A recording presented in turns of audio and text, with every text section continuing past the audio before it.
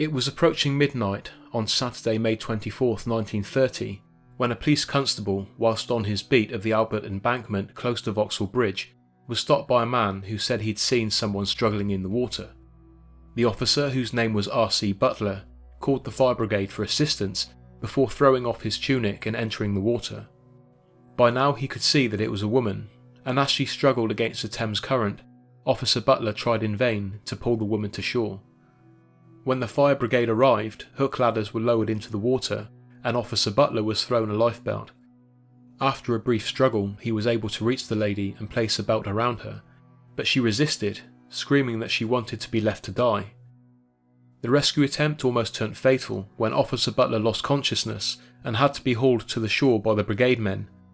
The woman, still conscious, was then pulled from the river. Oxygen was administered to Butler until he regained his senses, and both were taken to St. Thomas's Hospital. To get some clarity to her situation, the woman was interviewed by police at the hospital once she had recovered from her ordeal. The horrific details of the statement given by the 48-year-old woman, who gave her name as Grace Martha Jacoby, led police to her home at 27 Boyson Road, Camberwell, 2 miles east of Vauxhall Bridge. When they entered the open property, all was quiet, and apart from the unlocked door, all appeared quite normal. That was until they made their way through the ground floor of the house and to the back kitchen. There they found the brutalised body of a man lying on the floor. He had several severe and clearly fatal wounds to his head, which they deemed had been caused by a hammer, which was found in a fireplace. Mrs. Jacoby, who was a mother of 3, spent the night in the hospital under police guard. The next day she was taken to the police station. While she was there, all she could say was, "He was so drunk, I shouldn't have done it." She was then charged with murder, to which she said, "I don't want to say anything. All I want is to finish with the world."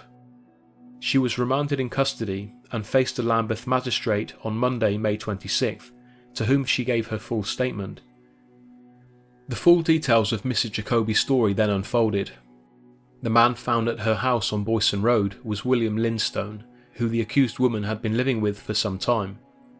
Mrs. Jacoby, whose real name was found to be Martha Ruth Jacoby, was married but had been separated for some time.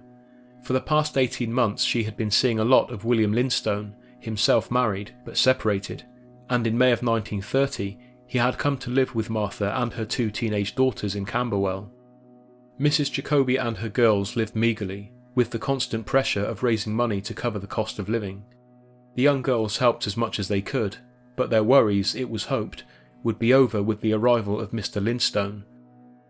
But for Lindstone, the joys of drinking took precedent over anything else, and he often fell short of paying his share.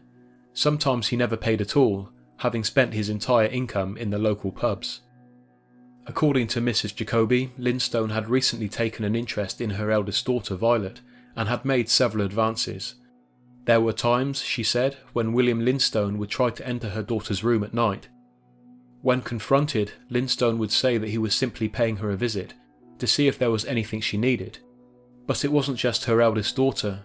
Jacoby said that her youngest, who was only 14, had also been getting a lot of unwanted attention from the man.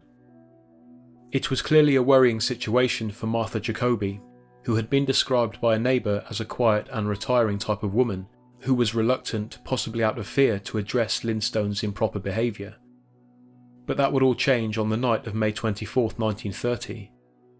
When a heavily intoxicated Lindstone came home that night, Mrs. Jacoby asked him why he hadn't come home at 5 p.m. as he had promised, and then asked him for his share of the rent. According to her statement, he replied, "You'll be lucky tonight. I have spent my money and all your money as well." Martha went on to say that earlier that day Lindstone had asked her if he could join her eldest daughter in her bed, and he was now angry that she hadn't allowed it. An argument began and he pushed her against the gas stove. She said that's when she grabbed the hammer off the top of the stove and struck Lindstone. She continued to strike him until he was dead. It was clearly a sustained attack because he had 12 wounds to the face and cranium and 5 skull fractures. She did it for her daughters, she said.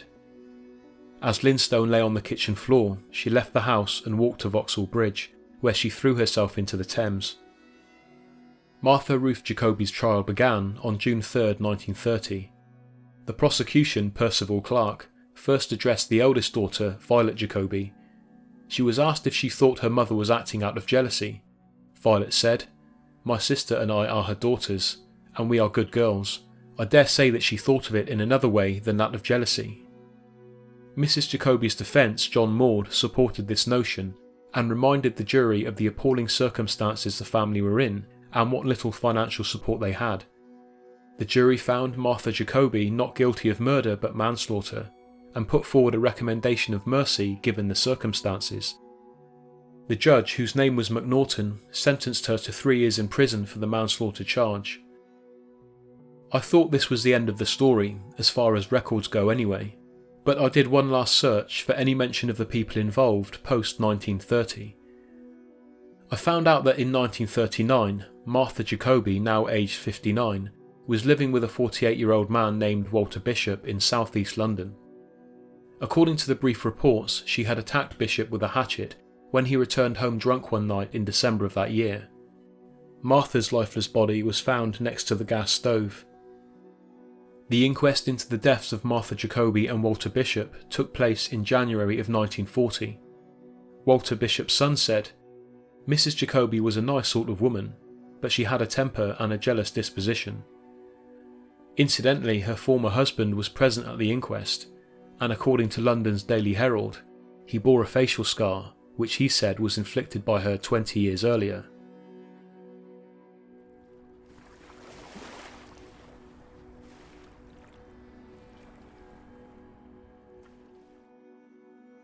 In 1648, a severe winter caused much of the Thames, including its reaches at the heart of London, to freeze over.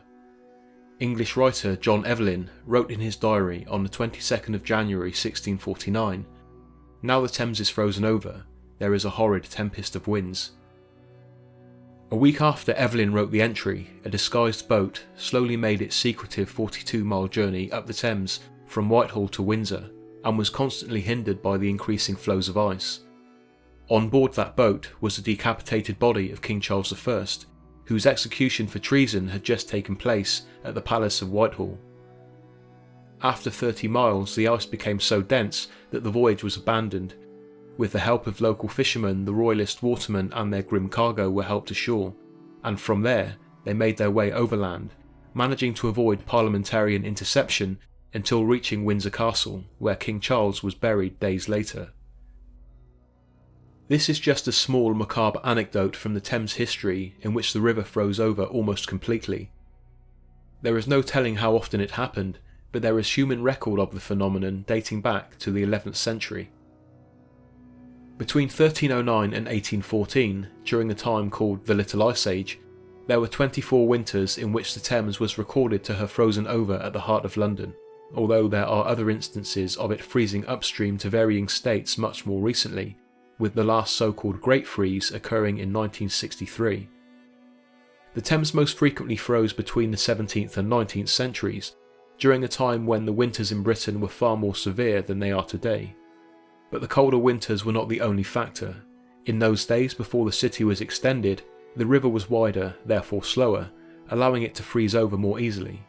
The presence of the old medieval London Bridge, which was finally removed in 1831, was also a factor, as it further impeded the river's flow. During that time when winters turned coastal oceans to ice, great gales flattened communities, and the poverty-stricken due to the increase in the price of coal were frozen to death on the streets and in their homes, the Thames was frozen to such an extent that on several occasions the ice was thick enough for the people of London to hold fairs on the river itself. Tents, huts and stalls were erected, icebound ships were repurposed as drinking dens and dance halls, and functioning streets and avenues were carved out on the ice. People gathered on the ice to eat, drink and take part in various activities like skating, dancing, puppet shows and even fox hunting. Men could get a shave from the barber stalls, printing presses were installed, and personalised prints of the occasion were sold as souvenirs. Horse-drawn coaches took to the ice, menageries of animals were put on show, and, unbelievably enough, an elephant was famously paraded on the river during what would turn out to be the last Frost Fair in 1814. These events typically lasted weeks, but as the winters withdrew and the ice began to slowly melt, slower than the human eye could detect, it's no surprise that these events came with their fair share of tragedy. During what was considered the most celebrated frost fair of all, which took place between 1683 and 84, a man was sat in his boat shooting birds at Blackwall. Large slabs of ice broke free, driving him out into the river. Unable to get back or even attract attention, he froze to death in his boat. In 1739, as thousands of businesses took to the ice, it's said that a number of them strayed too close to London Bridge's structure where the ice was thinner. A swathe of ice gave way, taking several souls as well as some huts into the frigid water. Trapped by the ice, they all drowned. 2 days later, 2 men and a young boy suffered the same fate after walking too close to London Bridge's arches. A pharmacist was found frozen to death at King's Head Yard just south of the Thames at Southwark, and a tailor was found in the same state at the Old Globe Stairs in Rotherhithe, which is now King's Stairs Close. A boatman was discovered frozen in his boat at Deptford, and a soldier crossing the river at Whitehall fell through the ice. His body was recovered 2 days later, reportedly still clutching his gun. For sailors and watermen who moved people and goods up and down the river, the frozen waters meant that they were unable to earn, so many of them made the most of the situation by getting involved in the organisation of the entertainment, while others charged a fee for a safe route onto the ice via their vessels. Towards the end of the 1788-89 Frost Fair, one ship's captain struck up an agreement with the landlord of a riverside pub in Rotherhithe. The sailor wanted to ensure that his ship's anchoring cable would remain intact and not be cut by the shifting ice, so the anchor was taken ashore and placed in the basement of the pub, while a second cable fastened the ship to a supporting beam within the building. But in the early hours of Saturday, January 24th, the ship veered heavily, probably due to gradual thaw. The attaching cables held fast as the inner beam of the pub was torn away, raising the entire building to the ground.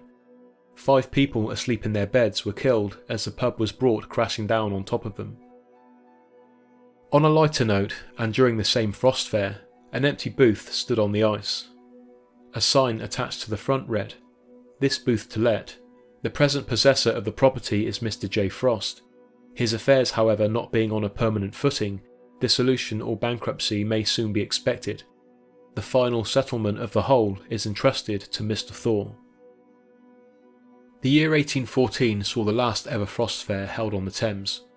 During that year, 2 Thames watchmen were frozen to death at their post. After a night of heavy drinking, they had fallen asleep, never to awake. During the final days of that year's frost, the thaw came quickly, and warnings were issued to those who wanted to continue the fun after the fair had ended. These warnings were not always heeded though, and there were a number of incidents. 2 young men who took to the ice at Westminster Bridge were suddenly separated from the main ice sheet when a small section broke off and carried them away. As they panicked and tried to draw attention to themselves, the ice sheet flipped over. The boys were thrown into the frigid depths and never seen again.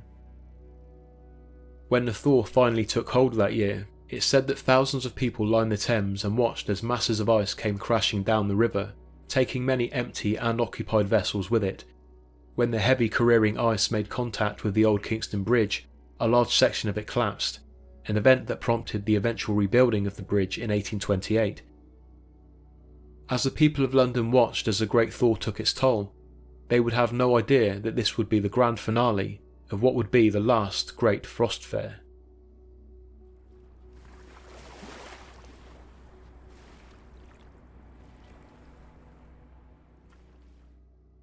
The scene at 25 Adelaide Crescent in Hove, England on Friday, December 7, 1923, was described as resembling an abattoir.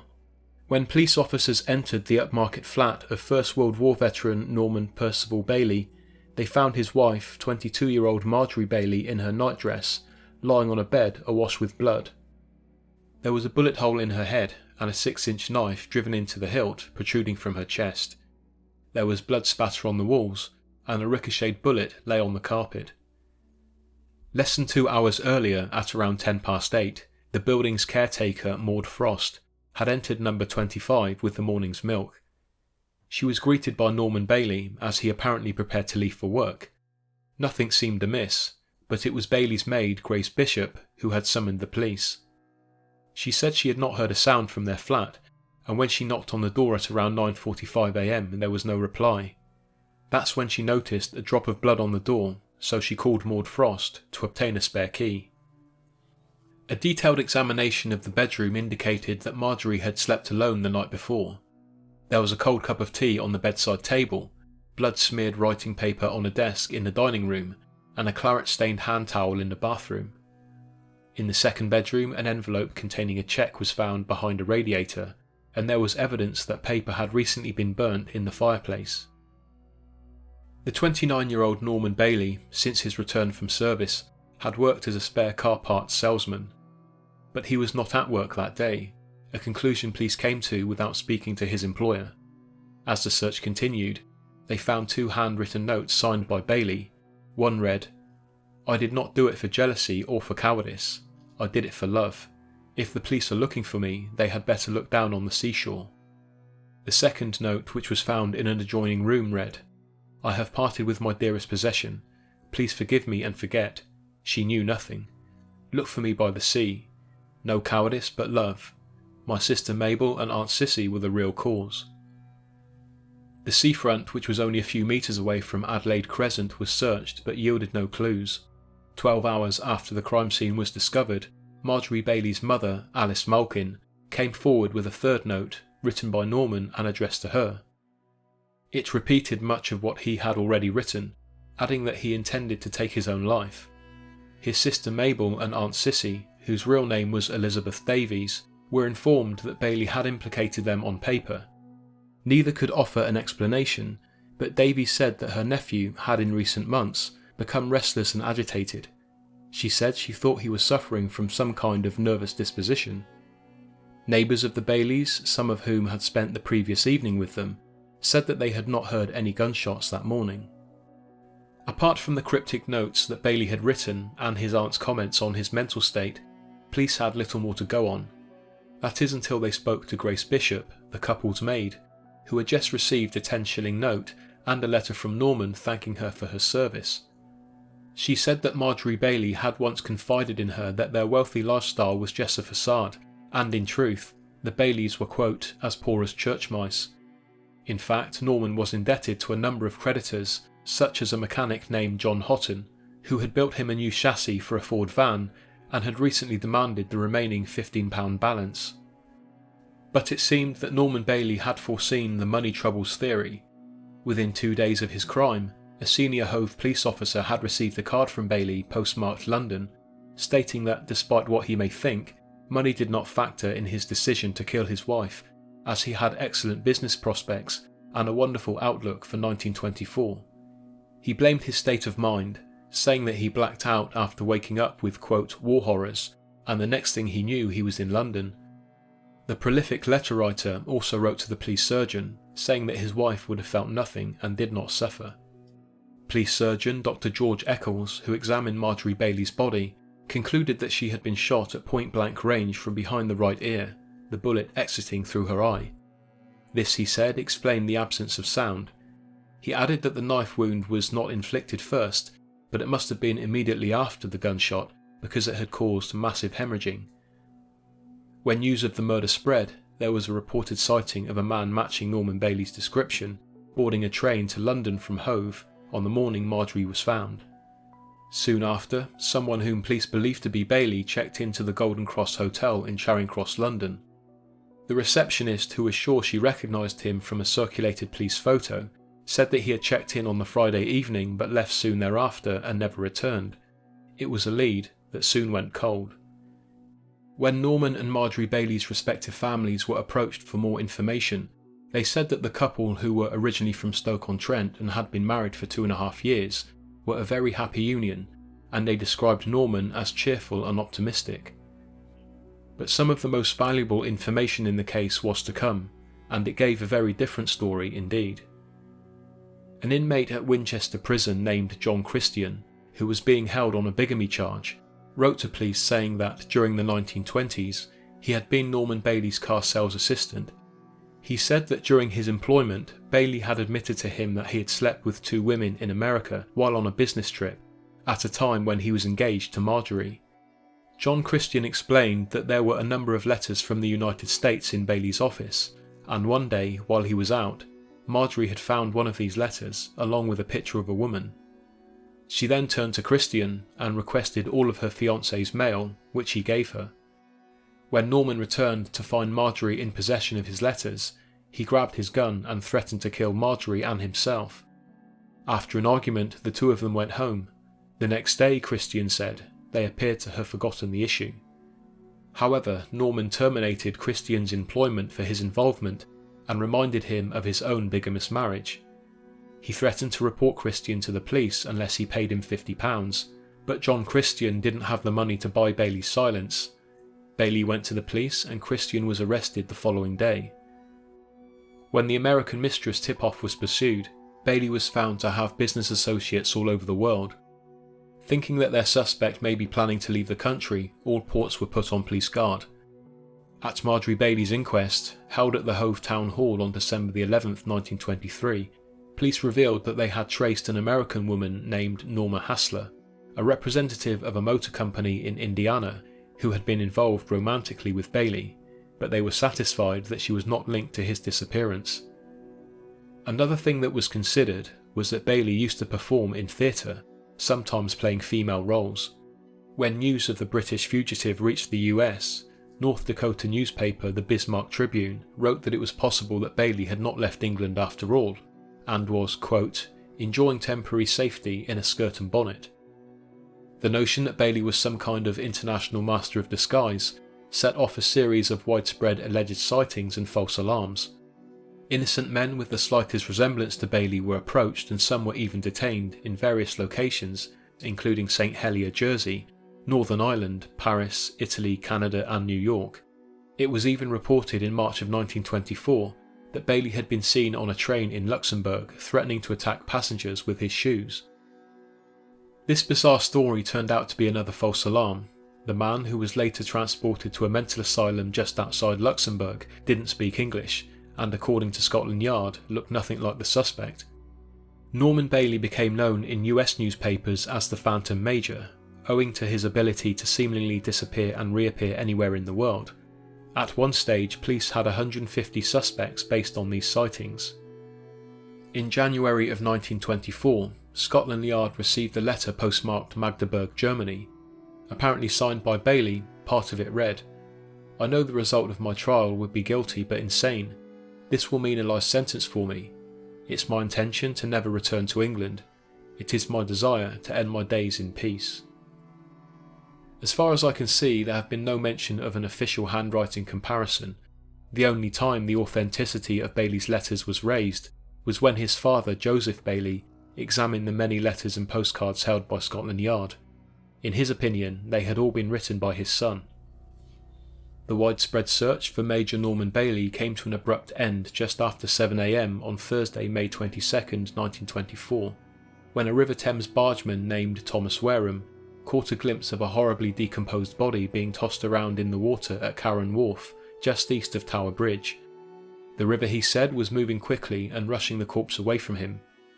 When the body, which bore a bullet hole in the left side of the head, was eventually retrieved, identification papers showing Bailey's name, including a driver's licence, were found in the jacket pocket. Police were stunned that the paper had survived. A lady's wristwatch which had belonged to Marjorie was found in another pocket, along with a metal matchbox, a gold-toothed crown, and a yellow pencil case inscribed with Norman's initials.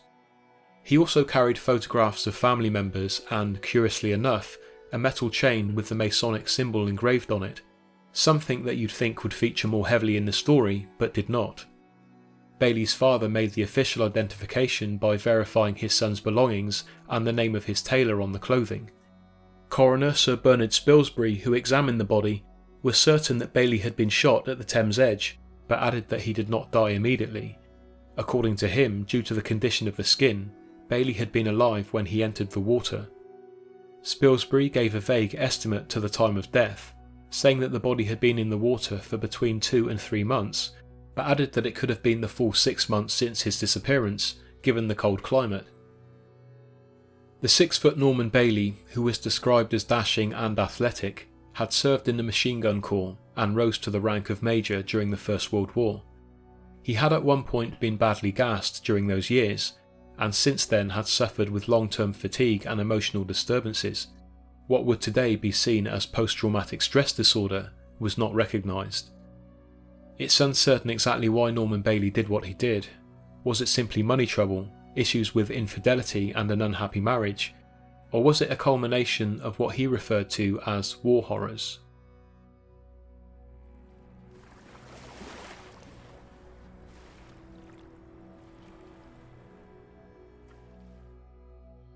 In the early hours of July 22nd, 1950, a police constable named Rowling heard a loud crash come from the rear of a tobacconist shop on Chelsea Manor Street, just metres from the North Thames shore.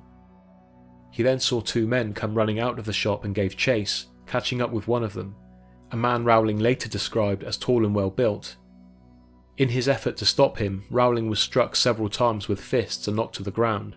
The assailant then ran south towards the parapet of the River Thames, which was the last Rowling saw of him, until 5 days later, when faced with the body of a young man who had been pulled from the river at Vauxhall Bridge.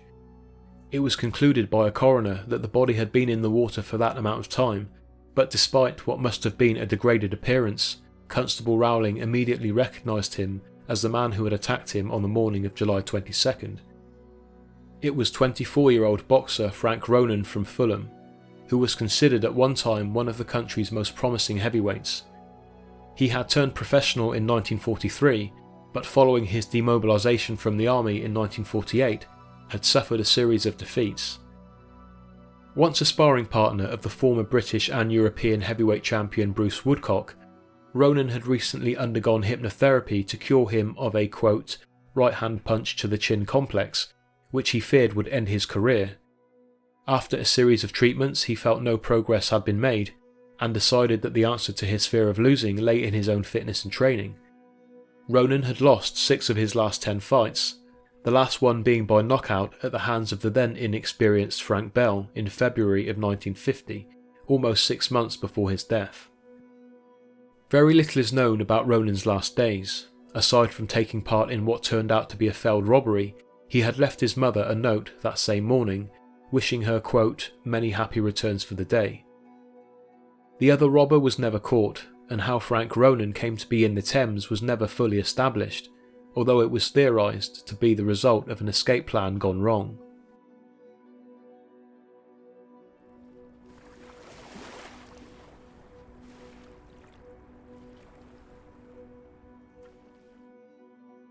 Our next tale begins in Rome on Thursday, July 17, 1982. Banco Ambrosiano, one of the longest established banks in Italy, has just called its directors to a crisis meeting. The reason? The bank's auditors have realised that millions of lira have gone missing from the accounts, and the bank's chairman, Roberto Calvi, has not been seen since disappearing from his Rome apartment a week ago. It was a suspected case of fraud on an astronomical level, and all fingers pointed at Roberto Calvi.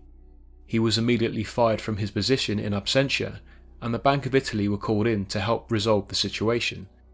A loan was requested, but when it was revealed that the interest on a loan of that magnitude would be tens of millions of lira a year, it was deemed an impossible debt, and Banco Ambrosiano, after 85 years in operation, closed its doors.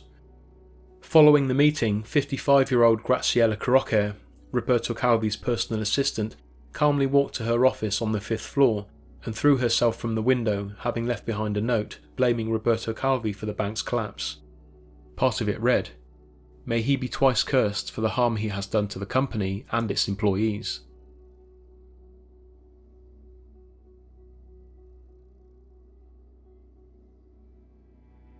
On the rainy morning of Friday, June 18th, a postal worker crossing Blackfriars Bridge, which was undergoing some construction work at the time, noticed something in the River Thames below. Hanging from the bridge's scaffolding by a bright orange cord, and partially submerged in the river, was the body of a man in a black suit. When the police were called, an Italian passport bearing the name Gian Roberto Calvino was found in the suit, along with the equivalent of £10,000 in various currencies and several stone bricks. When the Italian embassy was called, they had little doubt as to who the mystery man was. The passport was found to be a forgery.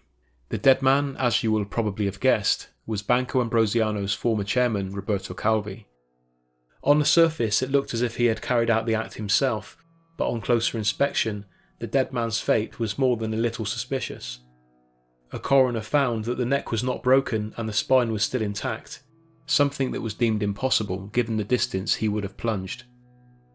There were 2 pathology reports. The result of the first one is shown here and was given in spite of evidence to the contrary. A second report gave an open verdict.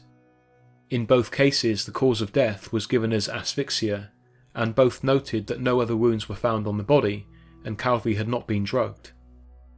The watch he was wearing helped determine the time of death. It showed water on the face and had stopped at 1:52 a.m. It was acknowledged that it may have stopped for a number of reasons before his death, but what was interesting is that the tide after 2:15 a.m. at that point of the river would not have been high enough to reach his wrists. However, between 1 and 2 a.m. the water would have been high enough to reach his neck, so it was fairly assumed that the watch showed the correct time of death. During Roberto Calvi's time as Banco Ambrosiano's chairman, a position he had held since 1975, he was known as God's banker. This is because Banco Ambrosiano, a private bank established in 1896 and named after St. Ambrose of Milan, operated on strict practices and a code of conduct around the Catholic Church. Because of the bank's policies on religion, it attracted high-standing members of the Vatican to bank with them. In fact, the Vatican was a 10% shareholder in Banco Ambrosiano. Roberto Calvi enjoyed a close working relationship with the Vatican Bank and its president Paul Marcinkus, an American archbishop originally from Chicago. Over several years, with the help of Marcinkus, Calvi exported several billion lira on behalf of the Vatican into offshore accounts in Luxembourg and Switzerland in order to avoid Italian taxation laws. He then expanded the operation across the Atlantic to the Bahamas, where he created Banco Ambrosiano Overseas Limited and appointed Marcinkus as the director. He then created various trading companies in Panama, Peru and Argentina. These companies, which in truth were non-existent apart from a postal address, would apply for massive loans with little or no chance of repayment. When those repayments were due, Paul Marcinkus, as the director of Banco Ambrosiano Overseas Limited, would write so-called letters of patronage, assuring creditors that Calvi's companies were financially sound, therefore buying him more time. Marcinkus, as well as being the new bank's director, was a respected Catholic figure, so his signature was all that was needed to gain the creditors' trust. The Vatican's use of the money, they said, would be to spread the word of the Catholic Church around the world, but the money also helped fund 2 political groups, the first being a right-wing branch of the Freemasons called Propaganda Due, or P2, which was headed by Licio Gelli, a prominent financier. Roberto Calvi was also a member of P2. In September of 1981, authorities were called to a bank in Geneva when a man calling himself Luciano Gori attempted to withdraw $60 million. The money was traced to Calvi's offshore branches of Banco Ambrosiano, and Luciano Gori, it was discovered, was in fact Licio Gelli. Gelli had persuaded Calvi to buy a 40% stake in Italian newspaper Corriere della Sera, among other publications, allowing P2 to have access to very influential voices in Italian media. It was no secret that Pope John Paul II had a passionate rapport with the Catholic members of his native Poland, and his visits there always drew enthusiastic, devoted crowds. The Catholic Church in Poland needed money to fund the anti-government trade union called Solidarność, or Solidarity. With the help of Roberto Calvi, Paul Marcinkus helped fund the movement with ill-gotten finances on the Pope's behalf. These activities did not go unnoticed, however. In 1981, Italian authorities became suspicious of Calvi's dealings on the Milan Stock Exchange, and he was arrested for violating their foreign exchange regulations. He was sentenced to 4 years in prison. He was released on bail in July of 1981, while an appeal for his sentence was processed. On his release, he retained his position as head of Banco Ambrosiano, but an investigation was now underway that threatened to expose the extent of his operation. In an attempt to save himself as his appeal drew closer, Calvi approached the Vatican for help. He knew that Banco Ambrosiano was finished, but if he revealed that the Vatican had a hand in his fraudulent activities, he might stay out of jail. He wrote to the Vatican Bank requesting that they reveal their involvement, and if they refused, he would be forced to expose them. Paul Marcinkus did refuse, knowing that, as the Vatican was a sovereign state and no one could be tried without the Pope's permission, they were untouchable. Calvi's letter was sent on June 5, 1982. 5 days later, he went missing from his Rome apartment. Desperate for a way out, Calvi had turned to New York business associate Francesco Pazienza. Through him, he was introduced to one Flavio Carboni, a well-connected Sardinian businessman, and the mafia-connected Silvano Vittor. Together they arranged Calvi's escape. From Rome he travelled with Silvano Vittor, who was acting as his bodyguard, to Trieste, and then to Innsbruck, Austria, where he took a private jet to Gatwick Airport, arriving on June the 15th. Calvi was put up in room 881 of London's Chelsea Cloisters, which was then a cheap apartment building. Expecting better accommodation, Calvi complained to Carboni, but due to his lack of security, as Vittor was now nowhere to be seen, Calvi remained at the Cloisters.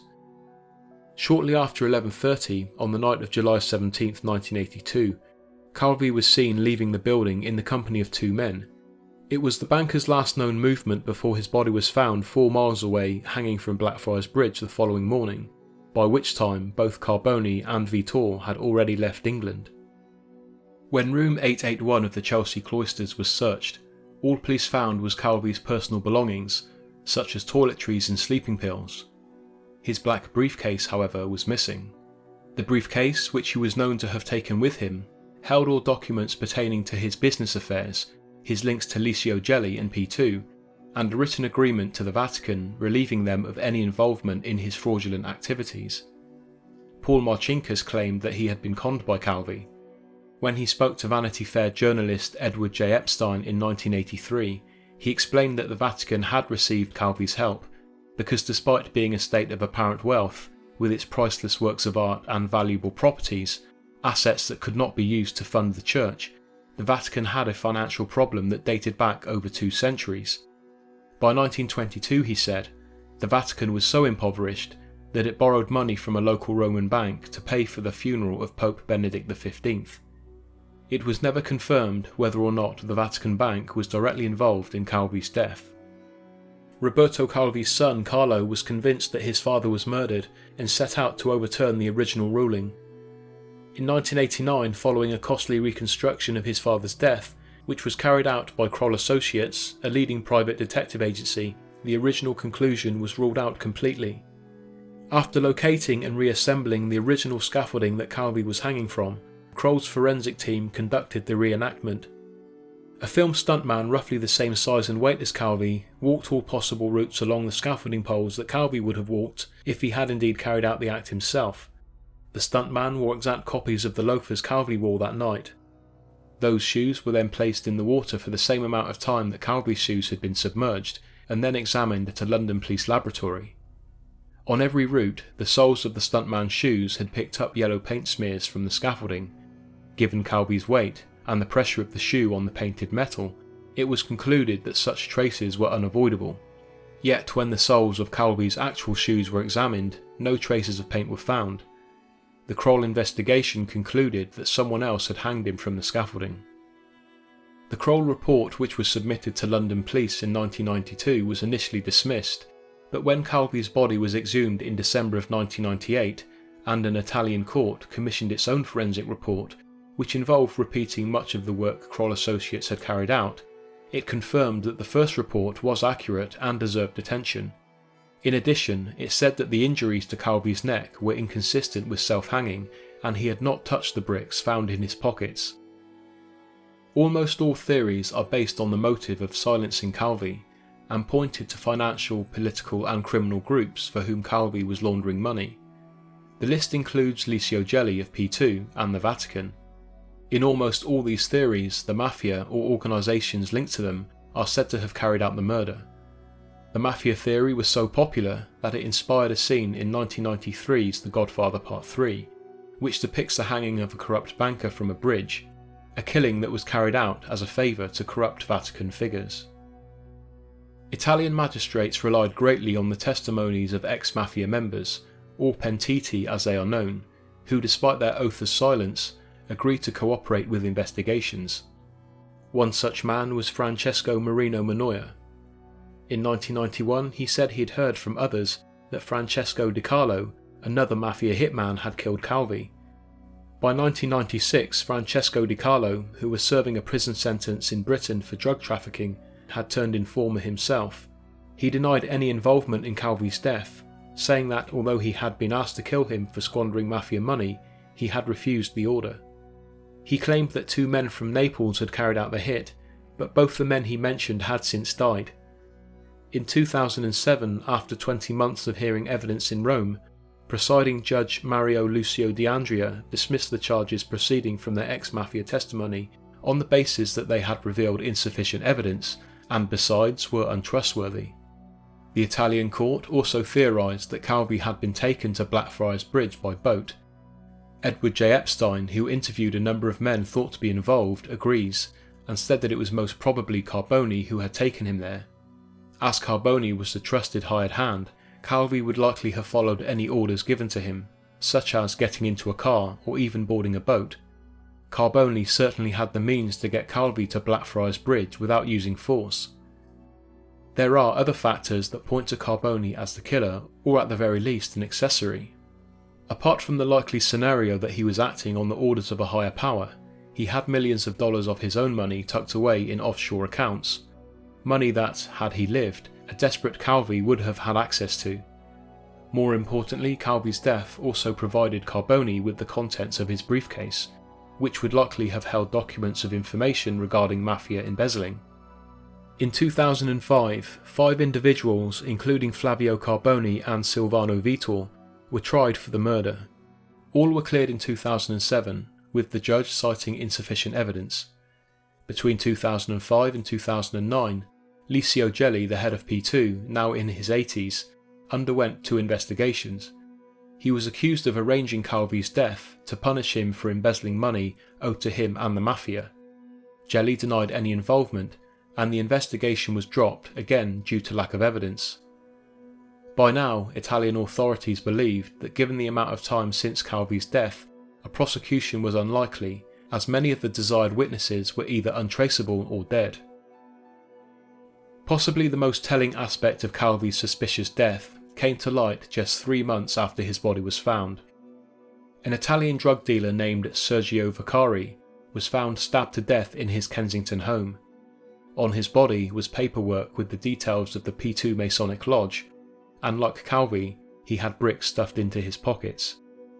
This clearly tied the 2 murders together and more or less confirmed Calvi's ties to P2, an organisation whose members were known as Il Fratineri, which translates to English as the Black Friars.